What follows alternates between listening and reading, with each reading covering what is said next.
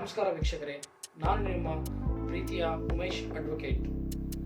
ಇಂದು ಕಾನೂನು ವಿಷಯ ಏನಪ್ಪಾ ಅಂತಂದರೆ ಎಲ್ಲರಿಗೂ ಅವಶ್ಯಕವಾದ ಅಂಶವಾಗಿದೆ. ಇಂದಿನ ದಿನಮಾನಗಳಲ್ಲಿ ಕಾನೂನು ಸಲಹೆ ಎನ್ನುವುದು ಎಲ್ಲರಿಗೂ ಒಂದು ಅವಶ್ಯಕವಾದ ಅಂಶ. ಅದೇ ರೀತಿ ನಾನು ಕಾನೂನಿಗೆ ಸಂಬಂಧಿಸಿದ ಒಂದು ಸರಳ ಭಾಷೆಯಲ್ಲಿ ಅರ್ಥವಾಗುವ ರೀತಿಯಲ್ಲಿ ಜನರಿಗೆ ತಲುಪುವ ರೀತಿಯಲ್ಲಿ ಯೂಟ್ಯೂಬ್ ಚಾನಲಲ್ಲಿ ವಿಡಿಯೋಗಳನ್ನ ಮಾಡ್ತಾ ಇದ್ದೇನೆ. ನನ್ನ ಒಂದು ಚಾನಲನ್ನು ಸಬ್ಸ್ಕ್ರೈಬ್ ಮಾಡಿ ಹಾಗೂ ಪ್ರೋತ್ಸಾಹಿಸಲು ಒಂದು ಲೈಕನ್ನು ಕೊಡಿ. ಇಂದು ನಾವು ಯಾವ ಒಂದು ಕಾನೂನು ವಿಷಯವನ್ನು ತೆಗೆದುಕೊಂಡು ಬಂದಿದ್ದೀವಪ್ಪ ಅಂತಂದರೆ ಎಫ್ ಐ ಆರ್ ಅಂದರೆ ಏನು, ಎಫ್.ಐ.ಆರ್ನ ಒಂದು ಮಾಡುವಂಥ ಸಂದರ್ಭದಲ್ಲಿ ಪೊಲೀಸ್ ಠಾಣೆಗಳಲ್ಲಿ ನಿರಾಕರಣೆ ಮಾಡಿದರೆ ನಾವೇನು ಮಾಡ್ಬೋದು, ಅಥವಾ ಎಫ್.ಐ.ಆರ್ ಅಂದರೆ ಏನು ಹಾಗೂ ಜೀರೋ ಎಫ್.ಐ.ಆರ್ ಅಂದರೆ ಏನು, ಇದರ ಒಂದು ಕುರಿತಾಗಿ ಸಂಪೂರ್ಣವಾದ ಮಾಹಿತಿಯನ್ನು ಈ ವಿಡಿಯೋದಲ್ಲಿ ಸರಳ ಭಾಷೆಯಲ್ಲಿ ತಿಳಿಸಲಿಕ್ಕೆ ಮುಂದೆ ತೆಗೆದುಕೊಂಡು ಬಂದಿದ್ದೀನಿ ವೀಕ್ಷಕರೇ. ಮೊದಲನೇದಾಗಿ ಎಫ್.ಐ.ಆರ್ ಅಂದರೆ ಫಸ್ಟ್ ಇನ್ಫಾರ್ಮೇಷನ್ ರಿಪೋರ್ಟ್ ಅಂತ ನಾವು ಹೇಳ್ಬೋದು. ಫಸ್ಟ್ ಇನ್ಫಾರ್ಮೇಷನ್ ರಿಪೋರ್ಟ್ ಅಂದರೆ ಪ್ರಥಮ ವರ್ತಮಾನ ವರದಿ ಅಂತ ಹೇಳಿ ಕನ್ನಡದಲ್ಲಿ ನಾವು ಹೇಳ್ಬೋದು. ಅಂದರೆ ಯಾವುದೇ ಒಂದು ಪ್ರಕರಣದಲ್ಲಿ ಪೊಲೀಸರಿಗೆ ಮೊಟ್ಟ ಮೊದಲು ಒಂದು ಮಾಹಿತಿ ದೊರೆಯುತ್ತೆ. ಆ ಒಂದು ಮಾಹಿತಿ ದೊರೆಯುವುದನ್ನು ನಾವು ಪ್ರಥಮ ವರ್ತಮಾನ ವರದಿ, ಒಂದು ಪ್ರಥಮ ವರ್ತಮಾನ ಮಾಹಿತಿ ಅಂತೇಳಿ ನಾವು ಕರೆಯಬಹುದಾಗಿದೆ. ಇದನ್ನ CRPC 154 ಸೆಕ್ಷನ್ ಅಂದ್ರೆ ದಂಡ ಪ್ರಕ್ರಿಯಾ ಸಂಹಿತೆಯ ಸೆಕ್ಷನ್ 154 ಅಡಿಯಲ್ಲಿ ಒಂದು ಎಫ್.ಐ.ಆರ್ ಅನ್ನ ತಿಳಿಸಲಾಗಿದೆ ಅದರ ಕುರಿತಾಗಿ.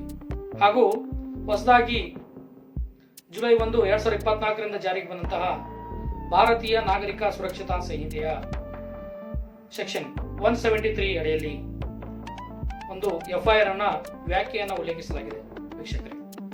ಅದೇ ರೀತಿ ಈ ಎಫ್.ಐ.ಆರ್ ಅನ್ನ ಇಲ್ಲಿ ಎರಡು ಒಂದು ಮುಖ್ಯ ಅಂಶಗಳನ್ನು ಗಮನಿಸಬೇಕು.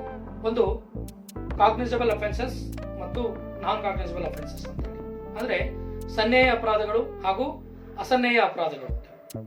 ಈ ಅಪರಾಧಗಳು ಏನಪ್ಪಾ ಅಂತಂದ್ರೆ, ಸನ್ನೇಯ ಅಪರಾಧಗಳು ಅಂತಂದ್ರೆ ನಿಮಗೆ ಒಂದು ಉದಾಹರಣೆ ಮೂಲಕ ವಿವರಿಸಲಿಕ್ಕೆ ಇಷ್ಟಪಡ್ತೀನಿ.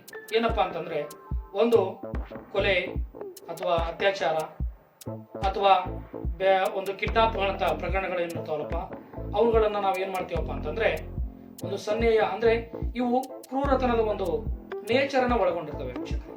ಅದೇ ರೀತಿ ಅಸನ್ನೇಯ ಅಪರಾಧಗಳಪ್ಪ ಅಂತಂದ್ರೆ ಒಂದು ಚೀಟಿಂಗು ಅಥವಾ ಯಾವುದೋ ಒಂದು ಸಣ್ಣ ಅಸಾಲ್ಟು ಅಥವಾ ಒಂದು ಡಿಫಾಮೇಷನ್, ಒಂದು ಸಣ್ಣ ಪ್ರಮಾಣದ ಒಂದು ನೇಚರ್ನ ಒಳಗೊಂಡಿರುವಂತ ಒಂದು ನಾವು ಪ್ರಕರಣಗಳನ್ನ ಅಸನ್ನೇಯ ಅಪರಾಧಗಳು ಅಂತೇಳಿ ನಾವು ಕರಿತೀವಿ ವೀಕ್ಷಕರೇ. ಈಗ ಅಪರಾಧಗಳ ಮೇಲೆ ಒಂದು ಎಫ್.ಐ.ಆರ್ ನ ದಾಖಲು ಮಾಡಲಾಗುತ್ತೆ. ಒಂದು ಠಾಣೆಯಲ್ಲಿ ಎಫ್.ಐ.ಆರ್ ನ ದಾಖಲಿಸಬೇಕಾದ್ರೆ ಸನ್ನೇಯ ಅಪರಾಧಗಳಿದ್ದಾಗ ಒಂದು ಕರೆ ಮಾಡಿ ತಿಳಿಸುವುದರಿಂದ ಕೂಡ ಆ ಮಾಹಿತಿಯನ್ನು ಪಡೆದುಕೊಂಡು ಎಫ್.ಐ.ಆರ್ ಅನ್ನ ನೋಂದಣಿ ಮಾಡಲಾಗುತ್ತದೆ. ಅದೇ ರೀತಿ ಅಸನ್ನೇಯ ಅಪರಾಧಗಳಲ್ಲಿ NCR ಅಂತೇಳಿ ರಿಜಿಸ್ಟರ್ ಮಾಡುವುದರ ಮೂಲಕ ದೂರನ್ನ ಪಡೆಯಲಾಗುತ್ತದೆ. ಅದೇ ರೀತಿ ಆ ಪಡೆದಂಥ ದೂರನ್ನ ಒಂದು NCR ರೂಪದಲ್ಲಿರುವಂತಹ ಒಂದು ಲಿಖಿತ ದಾಖಲೆಯನ್ನ ಎಫ್.ಐ.ಆರ್ ಆಗಿ ಕೂಡ ಕನ್ವರ್ಟ್ ಮಾಡುವಂತಹ ಒಂದು ಪ್ರಕರಣದ ಮೇಲೆ ಅವಲಂಬಿತವಾಗಿರುತ್ತದೆ. ಕೆಲವೊಂದು ಅಪರಾಧ ಪ್ರಕರಣಗಳಲ್ಲಿ ದೂರವಾಣಿ ಕರೆ ಮಾಡುವ ಮೂಲಕ ಠಾಣೆಗಳಿಗೆ ಘಟನೆಯನ್ನ ವಿವರಿಸಿದಾಗ ಕೂಡ ಆ ಒಂದು ಪ್ರಕರಣಗಳಲ್ಲಿ ಎಫ್.ಐ.ಆರ್ ನ ದಾಖಲಿಸಲಾಗುತ್ತದೆ. ಏಕಪ್ಪ ಅಂತಂದ್ರೆ ಈ ಒಂದು ಪ್ರಕರಣಗಳು ಮಹಿಳೆಯ ಹಾಗೂ ಅಸ್ವಸ್ಥ ಮನಸ್ಸಿನವರ ವಿರುದ್ಧ ಕೆಲವೊಂದು ಸಂದರ್ಭಗಳಲ್ಲಿ ಈ ರೀತಿ ಘಟನೆಗಳು ಆಗುವುದರಿಂದ ಅದನ್ನು ಕೂಡ ಎಫ್.ಐ.ಆರ್ ಅನ್ನ ಮೆನ್ಷನ್ ಮಾಡುವುದರ ಮುಖಾಂತರ ಪೊಲೀಸ್ ಇಲಾಖೆಯ ಒಂದು ಅಧಿಕಾರಿಗಳು ತನಿಖೆಯನ್ನ ಆರಂಭಿಸ್ತಾರೆ. ಅದೇ ರೀತಿ ಈ ಎಫ್.ಐ.ಆರ್ ಅನ್ನ ಮಾಡಲಿಕ್ಕೆ ನಿರಾಕರಿಸಿದರೆ ನಾವೇನು ಮಾಡಬಹುದು? ಎಫ್.ಐ.ಆರ್ ಅನ್ನ ಮಾಡಲಿಕ್ಕೆ ನಾವು ನಿರಾಕರಣೆ ಮಾಡಿದರೆ, ಒಂದು ಪೊಲೀಸ್ ಠಾಣೆಯ ಮುಖ್ಯ ಅಧಿಕಾರಿ ನಿರಾಕರಣೆಗೊಳಪಡಿಸಿದರೆ ಆ ಒಂದು ಠಾಣೆಯ ಮೇಲ್ಮಟ್ಟದ ಅಧಿಕಾರಿಗೆ ನಾವು ಅವರ ಒಂದು ಗಮನಕ್ಕೆ ತರುವುದರೊಂದಿಗೆ ನಾವು ಏನ್ ಮಾಡಬಹುದಪ್ಪ ಅಂತಂದ್ರೆ ಎಫ್.ಐ.ಆರ್ ನ ದಾಖಲಿಸಲಿಕ್ಕೆ, ತನಿಖೆಯನ್ನು ಮಾಡಲಿಕ್ಕೆ ನಾವು ಆದೇಶವನ್ನ ಮಾಡಲಿಕ್ಕೆ ಹೇಳ್ಬೋದು. ಅದೇ ರೀತಿ ಆ ಒಂದು ಮೇಲ್ಮಟ್ಟದ ಅಧಿಕಾರಿಯು ಕೂಡ ಎಫ್.ಐ.ಆರ್ ನ ಮಾಡಲಿಕ್ಕೆ ನಿರಾಕರಣೆಗೊಳಪಡಿಸಿದರೆ ಮತ್ತೆ ಬೇರೆ ದಾರಿ ಏನಪ್ಪಾ ಅಂತಂದ್ರೆ ನೇರವಾಗಿ ಮ್ಯಾಜಿಸ್ಟ್ರೇಟ್ ಅವರ ಬಳಿ ಬಂದು ನೇರವಾಗಿ ಒಂದು ಕಂಪ್ಲೇಂಟ್ ಅನ್ನು ನೀಡುವುದರೊಂದಿಗೆ ಆ ಕಂಪ್ಲೇಂಟ್ ನೀಡಿದಾಗ ಆ ಮ್ಯಾಜಿಸ್ಟ್ರೇಟ್ ಅವರು ಏನ್ ಮಾಡ್ತಾರಪ್ಪ ಅಂತಂದ್ರೆ ಆ ಒಂದು ನ್ಯಾಯ ವ್ಯಾಪ್ತಿಯ ಠಾಣೆಗೆ ಎಫ್.ಐ.ಆರ್ ನ ದಾಖಲಿಸಿ ಇನ್ವೆಸ್ಟಿಗೇಷನ್ ಕೈಗೊಳ್ಳಲು ಒಂದು ಆದೇಶವನ್ನು ನೀಡ್ತಾರೆ, ಅಥವಾ ಅವರೇ ಕೂಡ ಖುದ್ದಾಗಿ ಒಂದು ಆದೇಶವನ್ನ ನೀಡುವುದರೊಂದಿಗೆ ಅವರೇ ತನಿಖೆಯನ್ನು ಕೂಡ ಮಾಡಬಹುದಂತ ಸಂದರ್ಭಗಳು ಕೂಡ ಬಂದೊದಗುತ್ತವೆ.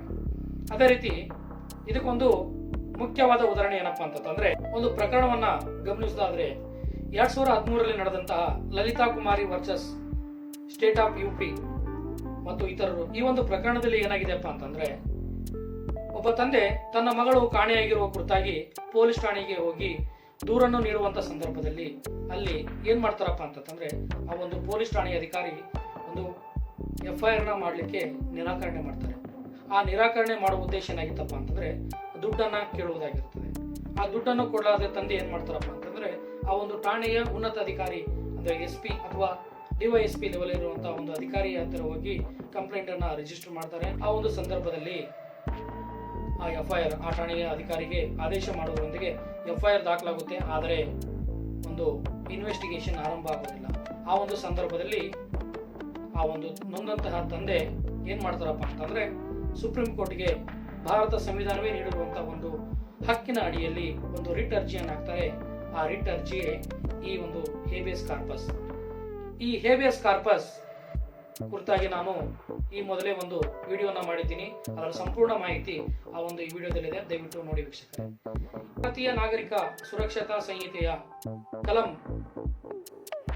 230 ಆಪಾದಿತನಿಗೆ ಆ ಒಂದು ದಸ್ತಾವೇಜುಗಳು ಹಾಗೂ ವರದಿಗಳನ್ನ 14 ದಿನಗಳಲ್ಲಿ ನೀಡಬೇಕು ಅಂತೇಳಿ ಈ ಒಂದು ಕಾನೂನು ತಿಳಿಯಪಡಿಸುತ್ತದೆ. ಸೆಕ್ಷನ್ 183ರ ಮೇರೆಗಿನ ಒಂದು ಪ್ರಕರಣಗಳಲ್ಲಿ ಯಾವ ಯಾವ ತಪ್ಪುಗಳನ್ನ ನೀಡಲಾಗಿದೆಯೋ ಆ ಒಂದು ಹೇಳಿಕೆಗಳನ್ನು ಕೂಡ ಆ ಒಂದು ಆಪಾದಿತನಿಗೆ ನೀಡಬೇಕು ಅಂತೇಳಿ ಈ ಭಾರತ ನಾಗರಿಕ ಸುರಕ್ಷತಾ ಸಂಹಿತೆಯು ತಿಳಿಯಪಡಿಸುತ್ತದೆ. ಅದೇ ರೀತಿ ಮುಂದಿನ ಒಂದು ಹಂತ ಜೀರೋ FIR. ಈ ಜೀರೋ FIR ಏನಪ್ಪಾ ಅಂತಂದ್ರೆ, ಒಂದು ಪ್ರಕರಣ ನಡೆದು ಆ ಪ್ರಕರಣದ ಸ್ಥಳ, ವ್ಯಾಪ್ತಿ ಅಥವಾ ಇತರ ಯಾವುದೇ ಅಂಶಗಳನ್ನು ಗಮನಿಸದೆ ಆ ಒಂದು ಹತ್ತಿರದ ಒಂದು ಠಾಣೆಗೆ ಹೋಗಿ ಕಂಪ್ಲೇಂಟ್ ಅನ್ನು ನೀಡುವುದರೊಂದಿಗೆ FIR ಅನ್ನ ದಾಖಲಿಸಿದ್ರಪ್ಪ ಅಂತಂದ್ರೆ ಅದನ್ನ ನಾವು ಜೀರೋ FIR ಅಂತ ಕರೀಬಹುದು. ಆ ಒಂದು ಠಾಣೆಯ ಅಧಿಕಾರಿಗಳು ಜೀರೋ FIR ಅನ್ನ ನೋಂದಣಿ ಮಾಡುವುದರೊಂದಿಗೆ ಆ ಒಂದು ನ್ಯಾಯ ವ್ಯಾಪ್ತಿಯ ಒಂದು ಠಾಣೆಗೆ ಆ ಒಂದು FIR ಅನ್ನ ತನಿಖೆಗೆ ಕೈಗೊಳ್ಳುವಂತೆ ಆ ಒಂದು ವ್ಯಾಪ್ತಿಗೆ ಒಂದು ವರದಿಯನ್ನ ಏನ್ ಮಾಡ್ತಾರಪ್ಪ ಅಂತಂದ್ರೆ ಅವರು ವರ್ಗಾಯಿಸ್ತಾರೆ. ವರ್ಗಾಯಿಸುವುದರೊಂದಿಗೆ ಆ ಒಂದು ಪ್ರಕರಣದ ಕುರಿತಾಗಿ ತನಿಖೆ ಆರಂಭ ಆಗುತ್ತೆ.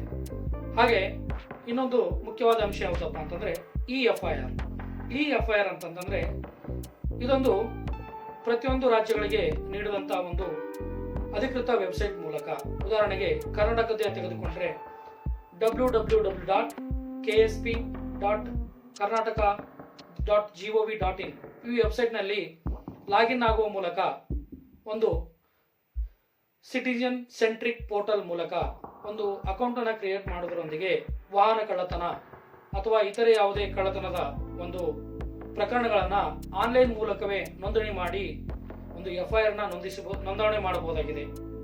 ನೋಂದಣಿ ಮಾಡುವುದರೊಂದಿಗೆ ಆ ಒಂದು ಕಳ್ಳತನದ FIR ಅಂದ್ರೆ ಅದರ ಕುರಿತಾಗಿ ಒಂದು ಕಂಪ್ಲೇಂಟು ದೂರು ದಾಖಲಾಗುತ್ತದೆ.